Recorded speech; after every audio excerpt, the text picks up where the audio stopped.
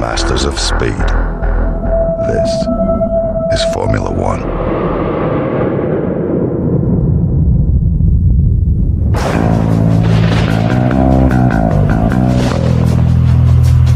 Yo guys, welcome back. It's Jack Faster Flash. Welcome to Zandvoort. 5 red lights. Let's get it on. So starting from P6 with Charles Leclerc in the Ferrari, as we've always done. This is the wet setup. The wet race setup, I should say. And it is at the end of the video. And come on guys, you watch these videos by now. You know what to do. You know where it is. Hope you guys are good. Hope you guys are well.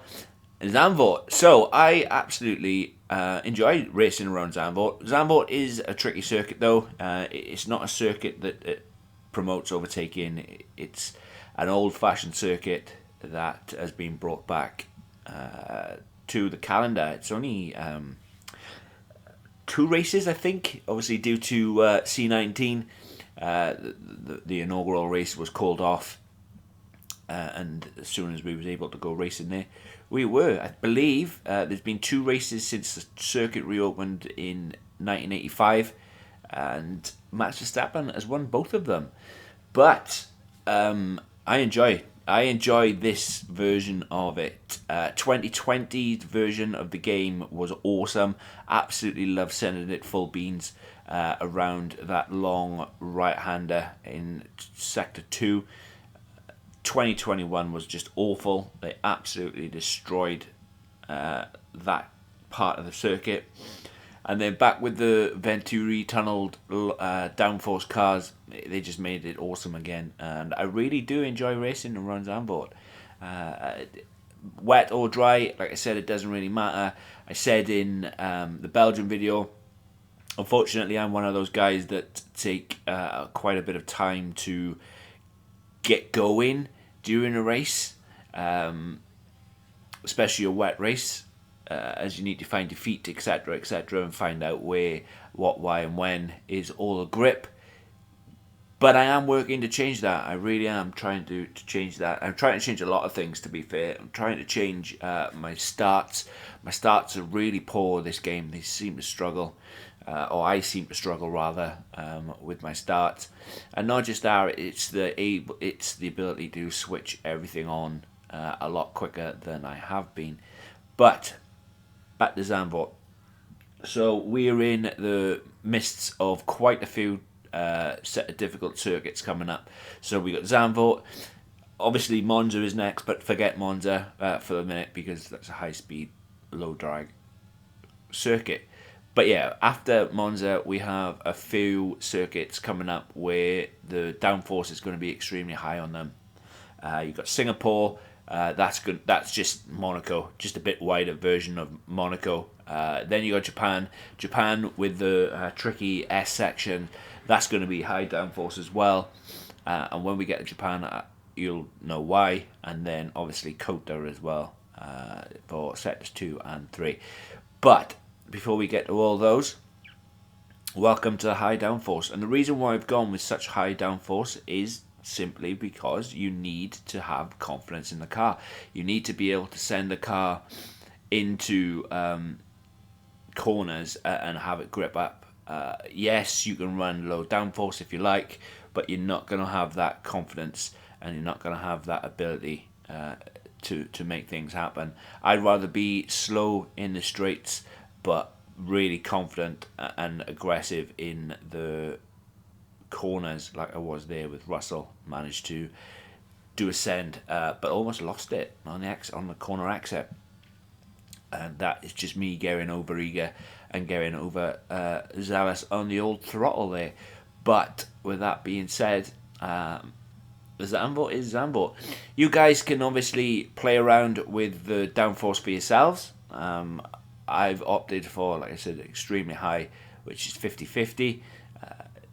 I believe it is necessary. However, you guys can go and have a potch around and change the downforce levels if you like to suit yourselves. Remember, as I've always said, setups are just a guide.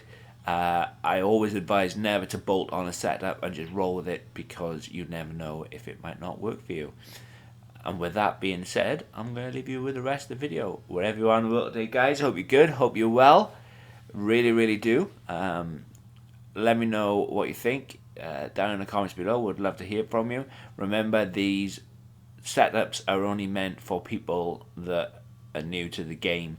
They're not meant for intermediates or advanced players, because by the time you get to an intermediate or an advanced player, you probably would have figured out setups, etc. for yourselves. So yeah, but with that being said, would love to hear from anybody who's got any feedback. It would be great.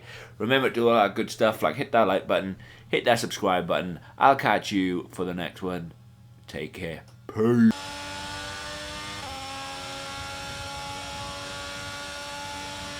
Okay, this is your final lap of the race.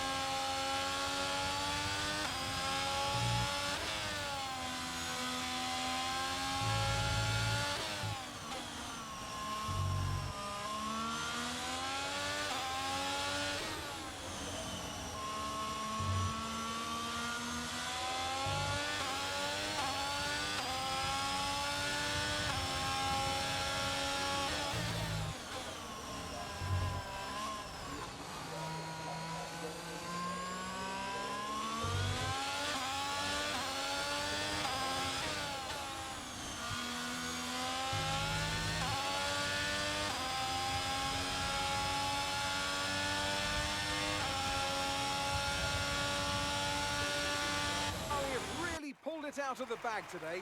It's win. Now, how do you think they rip themselves apart today? It's an heroic effort for any driver to race in conditions like these, and seeing them to the front was very special indeed.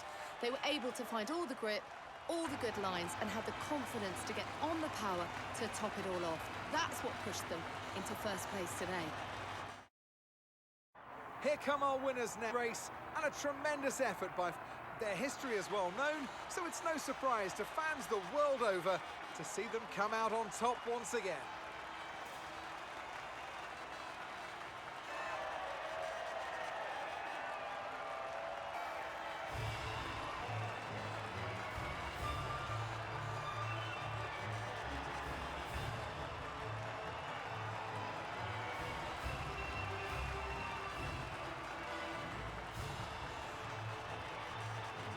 So then, Natalie Pinkham, who would you rank as driver of the day?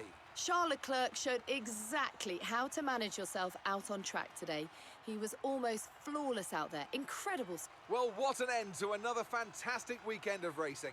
Thanks to everyone who joined us, and we'll see you for the next.